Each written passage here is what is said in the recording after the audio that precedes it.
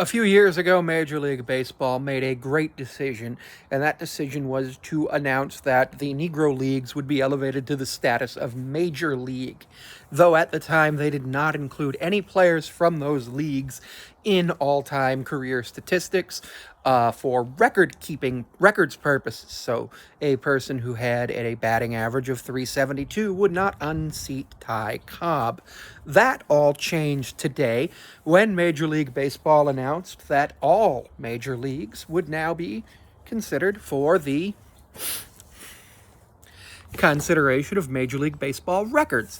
The American League, the National League, and every league from 1920 to 1948 that played under that banner, meaning that Ty Cobb is no longer the batting average king. There are a lot of changes that occurred, and I enjoy it. I'll go through these changes later. This is just a short little talk about how exciting this is. While banning black people from playing in Major League Baseball was an abhorrent thing, allowing them to later on, even though it was over 60 years later, have the status as Major League Baseball players and earn their rightful spot in the record books is a step in the right direction. Of course, we honor Jackie Robinson every year on Jackie Robinson Day, on the day he made his debut, with every player in the major leagues wearing number 42.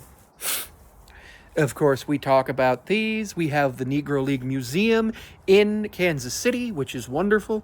We also have players like Jackie Robinson, who has a plaque in the Hall of Fame.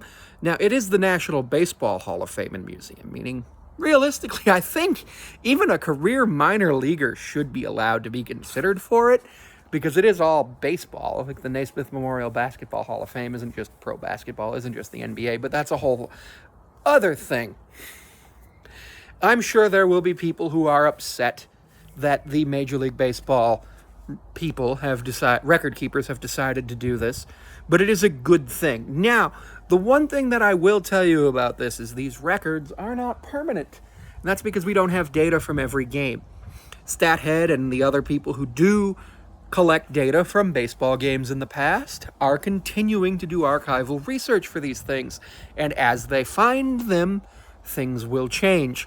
If you've ever looked on Baseball Reference, you'll see Major League Baseball players, and if you go onto their page, it says X number in Major League history. Those numbers change all the time as we discover new players who played in any league, really. We don't have complete records from the American League and National League from the 19th century. It's a good step in the right direction, and I'm sure Major League Baseball will do more to help.